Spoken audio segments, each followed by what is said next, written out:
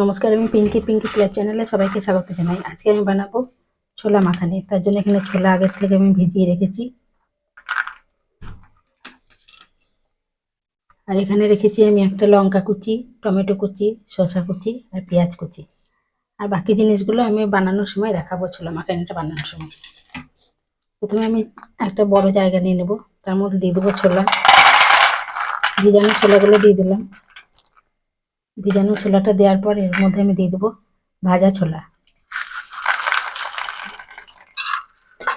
এবার আমি দিয়ে দেবো এর মধ্যে তেলে ভাজা বাদাম, আর দিয়ে দেবো অল্প একটু চানাচুর।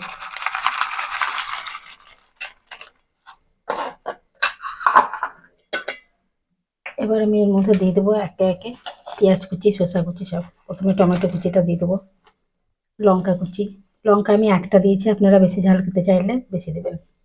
আর দিয়ে দেবো শসা কুচি, আর দিয়ে দেবো পেঁয়াজ কুচি।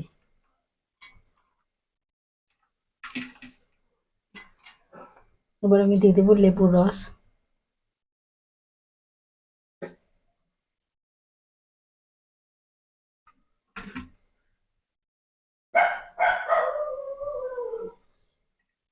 এবার আমি এর মধ্যে দিয়ে দেবো বিট লবণ, আর দেবো এখানে ভাজা মশলা। ভাজা মশলাটার মধ্যে আমি দিয়েছি শুকনো লঙ্কা, একটা দুটো গোলমরিচ, আর দিয়েছি গোটা জিরা আর গোটা ধনে দিয়ে ভেজে গুঁড়ো করে রেখেছি, শুকনো খোলায় ভেজে এটা গুঁড়ো করা। আর দিয়ে দেবো একটু চাট মশলা, আর দেবো সামান্য একটু লবণ।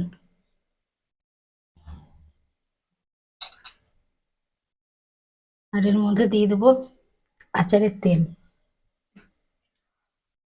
দিয়ে এটাকে ভালো করে মাখিয়ে নেবো। এরকম ছোলা মাখিয়ে বৃষ্টির দিনে বিকালবেলায় খুব ভালো লাগে খেতে।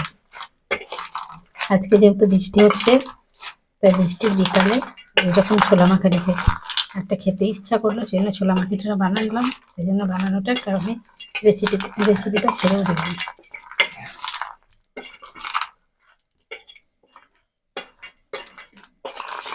এর মধ্যে চাইলে একটু সেদ্ধ আলু দেওয়া যেতে পারে, কিন্তু সেদ্ধ আলুটা করা ছিল না। এখন হঠাৎ এগুলো খেতে ইচ্ছা হলো, তাই ছোলাটা দিয়ে বানিয়ে দিলাম। মাখানিটা আমার হয়ে গেছে। আর কেমন লাগছে, আর কার কার বর্ষার দিনে এরকম মাখানি খেতে ভালো লাগে আমাকে কমেন্টে জানাবেন। এবার আমি একটা এরকম প্লেটে তুলে দেখাচ্ছি, ট্রেনে যেরকম বিক্রি হয় সেরকম।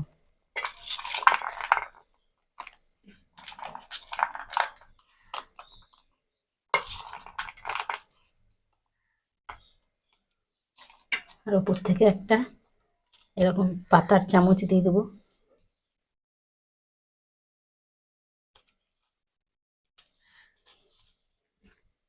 আমার রেডি ছোলা মাখানি।